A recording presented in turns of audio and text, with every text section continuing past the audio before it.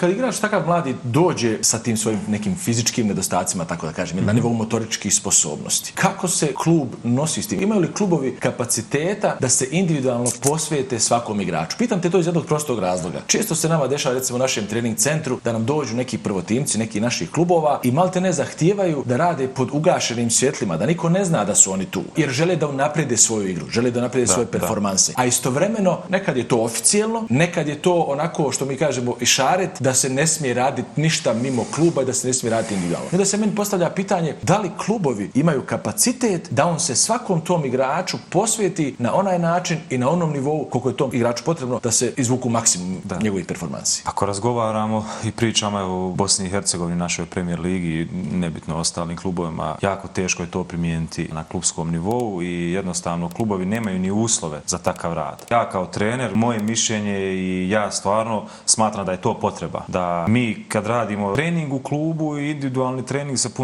puno razlikuju. U klubu treba prostora i za taktiku, i za tehniku, i za kondiciju, i za snagu. Sve je to sastavljeno u jednom treningu. Pravi se naravno, planiramo, programiramo, pravi se neka periodizacija. Jednostavno nekad se nema ni vremena da se toliko posvetimo individualnom razvoju. Jednostavno. I samim tim mislim da je potreban rad i da svi najveći svjetski igrači, jednostavno možemo to vidjeti svaki dan, da rade na sebi.